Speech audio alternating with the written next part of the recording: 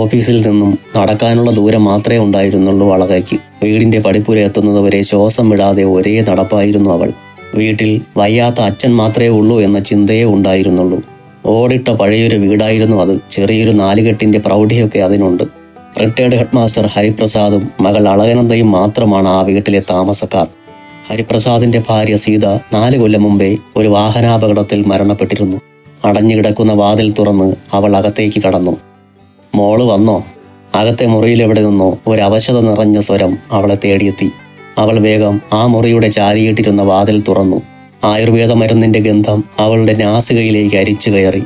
കട്ടിലിൽ കിടക്കുകയായിരുന്ന ഒരു വെളുത്തു മെലിഞ്ഞ രൂപം അവളെ നോക്കി ചിരിച്ചു. അച്ഛാ, ബുദ്ധിമുട്ടൊന്നും ഉണ്ടായില്ലല്ലോ? അവൾ അദ്ദേഹത്തിന്റെ അടുത്ത് വന്നിരുന്ന് ചോദിച്ചു. എന്ത് ബുദ്ധിമുട്ട്? അച്ഛനൊരു കുഴപ്പവും ഇല്ല മക്കളെ. എന്റെ കുട്ടി അച്ഛനെക്കുറിച്ച് ചിന്തിച്ച് വിഷമിക്കാതെ പോയ കാര്യം എന്തായിന്ന് പറ. ജോലിയൊക്കെ കൊള്ളാമോ? അതൊന്നും കുഴപ്പമില്ല അച്ഛാ, എല്ലാവരും നല്ല രീതിയിൽ സഹകരിക്കുന്നുണ്ട് എന്നോട്. അവൾ കിടക്കയിൽ നീട്ടിവെച്ച അച്ഛൻ്റെ കാലിൽ പതുക്കെ തടവി കൊടുത്തു. അച്ഛന് കാപ്പി വേണ്ടേ? ഞാൻ ഇപ്പോൾ എടുക്കാം. അളക അച്ഛൻ അരികിൽ നിന്നും പതിയെ എഴുന്നേറ്റു. അച്ഛൻ്റെ അല്ലിമോൾ ഇവിടെ ഇരിക്ക്. എഴുന്നേൽക്കാൻ തുനിഞ്ഞ അളകയെ അദ്ദേഹം അവിടെ തന്നെ പിടിച്ചിരുത്തി. എന്താ അച്ഛാ? അവൾ സംശയത്തോടെ അദ്ദേഹത്തെ നോക്കി. മോളെ, ഇന്ന് വിനയൻ വന്നിരുന്നു. എന്നെ ഇവിടെ തനിച്ചാക്കി നീ ജോലിക്ക് പോയതിന് എന്നെ കുറേ വഴക്ക് പറഞ്ഞു. മോള് വന്നിട്ട് ബാക്കി പറയാം എന്ന് പറഞ്ഞു പോയതാ. അവൻ എന്ത് പറഞ്ഞാലും അച്ഛൻ്റെ അല്ലിമോൾ തിരിച്ചൊന്നും പറയരുത്, അച്ഛനെ ഓർത്ത്. അവൾ കുറച്ചുനേരം അച്ഛൻ്റെ മുഖത്തേക്ക് നോക്കിയിരുന്നു. വിനയൻ ഹരിപ്രസാദിന്റെ അനിയനാണ്. അവരുടെ അമ്മ ലക്ഷ്മിക്കുട്ടിക്ക് 3 മക്കളാണ്. മൂത്തയാൾ ഹരിപ്രസാദ്, രണ്ടാമത്തവനാണ് വിനയചന്ദ്രൻ, മൂന്നാമത്തേത് ചന്ദ്രാദേവി. വിനയചന്ദ്രന്റെ ഭാര്യ രേണുക. അവർക്ക് 2 പെൺമക്കൾ, അരുണിമയും ആരാധ്യയും. 2 പേരുടെയും കല്യാണം കഴിഞ്ഞു. ഓരോ മക്കളുണ്ട്. ചന്ദ്രാദേവിക്ക് 3 മക്കളാണ്. മൂത്തവൻ അനിരുദ്ധൻ. അച്ഛൻ മഹേന്ദ്രനുമൊത്ത് ബിസിനസ്സാണ്. 2ഉം 3ഉം പെൺകുട്ടികളാണ്, ഇരട്ടകൾ, ഇന്ദുവും ലേഖയും. അവർ 2 പേരും +2 പഠിക്കുന്നു. അളക എഴുന്നേറ്റ് അടുക്കളയിലേക്ക് നടന്നു.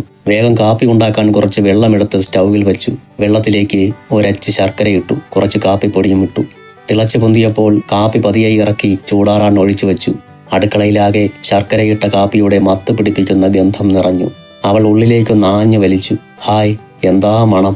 അളകയ്ക്ക് ഒത്തിരി ഇഷ്ടമാണ് ശർക്കരയിട്ട് തിളപ്പിച്ച കട്ടൻ കാപ്പി. ചായപ്പൊടിയിട്ട ഒരു പാനീയവും അവൾ കുടിക്കില്ല. ഇനി കാപ്പി പഞ്ചസാര ഇട്ടിട്ടാണെങ്കിൽ അപ്പോഴും വേണ്ടെന്നേ പറയൂ. അങ്ങനെ ഒരു പ്രത്യേക ഇഷ്ടത്തിനുടമയാണ് അളകനന്ദ. രാവിലത്തെ പുട്ടുണ്ടാക്കിയതിൽ ഒരു കഷ്ണം അച്ഛനായി നീക്കി വച്ചിരുന്നു. അതും 2 പഴവും ഒരു പ്ലേറ്റിലെടുത്ത് കാപ്പിയുമായി അളക അച്ഛൻ്റെ റൂമിലെത്തി. സീതയ്ക്ക് ആക്സിഡന്റ് ഉണ്ടാകുന്ന സമയത്ത് ആ കാർ ഓടിച്ചിരുന്നത് ഹരിപ്രസാദായിരുന്നു.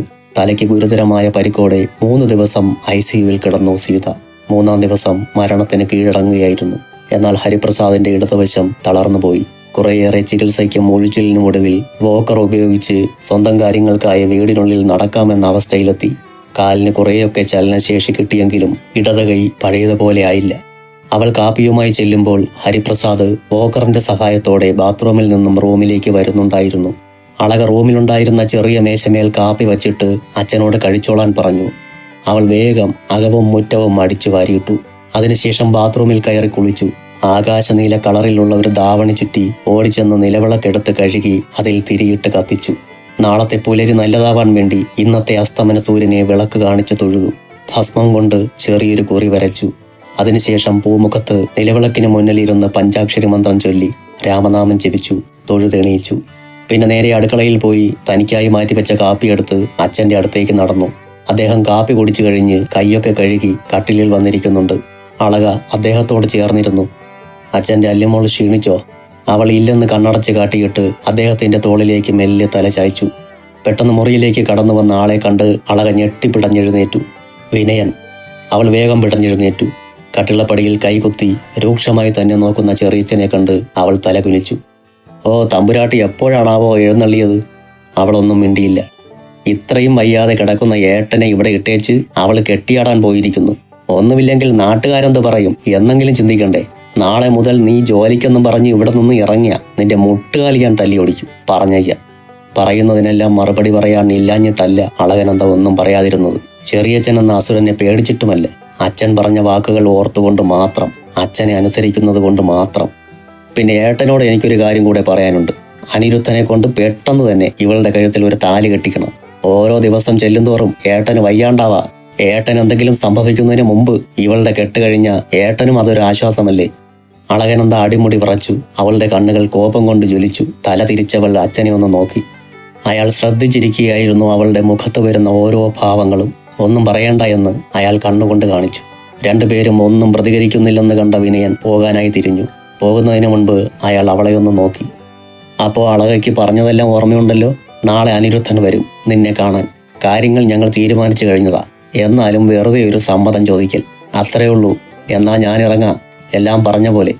അയാൾ പടിപ്പുര ഇറങ്ങി പോകുന്നത് കണ്ടതിന് ശേഷമാണ് അളക അച്ഛൻ്റെ മുന്നിൽ ചെന്ന് നിന്നത്. അച്ഛൻ സമ്മതമാണോ എന്നെ അനിയാട്ടിനെ കല്യാണം കഴിച്ചു കൊടുക്കാൻ? അതിലും ഭേദം അച്ഛനെ എന്നെ കഴുത്ത് ഞെരിച്ച് കൊല്ലുന്നതാ.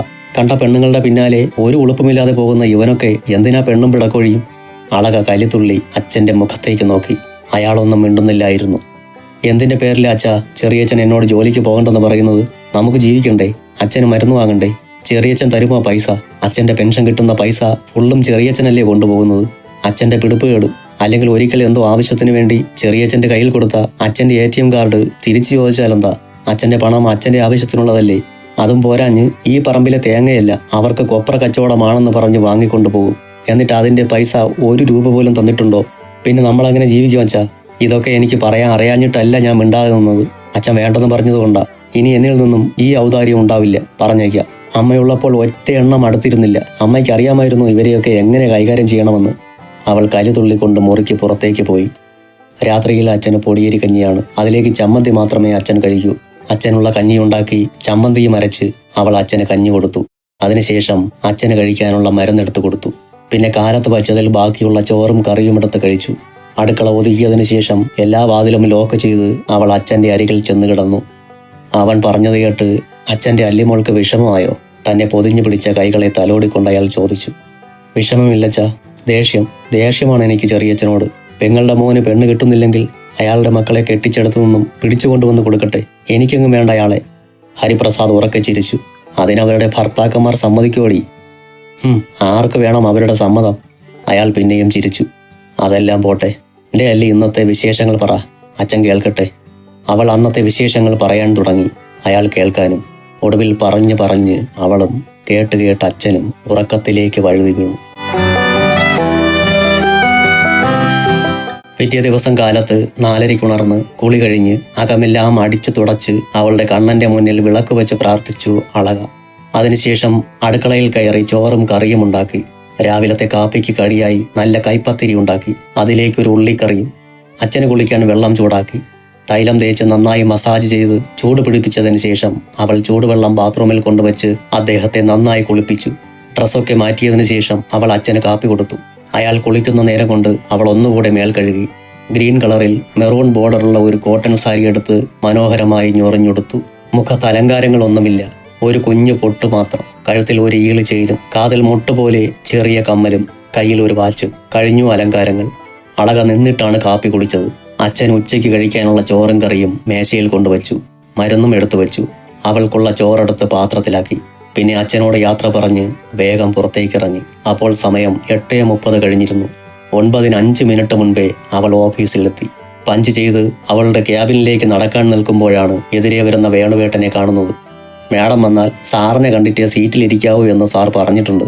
അവൾ വേഗം MDയുടെ റൂമിലേക്ക് ചെന്നു. May I come sir? Yes.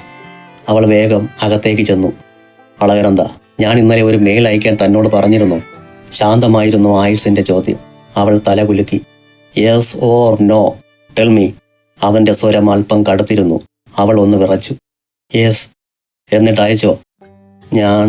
അത് പിന്നെ എനിക്ക് വിറച്ചിട്ട് അവൾക്കൊന്നും പറയാൻ കിട്ടുന്നില്ലായിരുന്നു. അളകനന്ദ, തന്നോടാണ് ഞാൻ ചോദിച്ചത്. ആ മെയിൽ അയച്ചോ ഇല്ലയോ? അത് സാർ, എനിക്ക് എങ്ങനെ അത് അയക്കണം എന്നറിയാതെ. അറിയാതെ? ഞാൻ പിന്നെ വേണുവേട്ടനാണോ അയച്ചത്? അല്ല, നിതീഷ്. ആയുഷിന്റെ പൂച്ച കണ്ണുകൾ ഒന്ന് കുറുകി. അവന്റെ കൈ ബെല്ലിലമർന്നു. ഉടനെ വേണുവേട്ടൻ ഓടിയെത്തി. സാർ, ഇന്നലെ അളകനന്ദ ഒരു മെയിൽ അയക്കാൻ തന്നിരുന്നു. നിതീഷിനോട് അയക്കാൻ പറഞ്ഞിരുന്നു. നിതീഷിനെ വിളിക്ക്. അയാൾ വേഗം പോയി നിതീഷിനെ വിളിച്ചു കൊണ്ടുവന്നു. ഇന്നലെ അളകനന്ദ തന്ന മെയിൽ ചെന്നൈ ഓഫീസിലേക്ക് അയച്ചോ നിതീഷ്? No sir. എന്താ അയക്കാതിരുന്നത്? അർജന്റാണെന്ന് എന്നോട് പറഞ്ഞില്ല സാർ. ഇന്നലെ വൈകുന്നേരം സിസ്റ്റം വർക്കാവുന്നില്ലായിരുന്നു. അപ്പോൾ ഇന്ന് കാലത്ത് അയക്കാമെന്ന് കരുതി. അങ്ങനെ നിങ്ങളുടെ ഇഷ്ടത്തിന് തീരുമാനിക്കാനുള്ളതാണോ ഇവിടുത്തെ കാര്യങ്ങൾ? എന്നാൽ പിന്നെ എൻ്റെ ആവശ്യം ഇവിടെ എന്തിനാ? മൊട്ടത്തലയിൽ കൈ ഒഴിഞ്ഞുകൊണ്ട് അയാൾ കത്തിക്കയറുകയാണ്. താനിനി എന്തു ചെയ്യണമെന്നറിയാതെ അളകനന്ദ പകച്ചു നിന്നു. അയാളുടെ കത്തുന്ന നോട്ടത്തിനു മുമ്പിൽ ഉരുകിപ്പോകുന്നത് പോലെ. ആദ്യമായി ഏൽപ്പിച്ച കാര്യം തന്നെ ഇങ്ങനെയായി പോയതിൽ അവൾക്ക് വിഷമം തോന്നി. ഈ ഒരു കാരണത്താൽ തന്നെ ഇയാൾ പുറത്താക്കുമോ?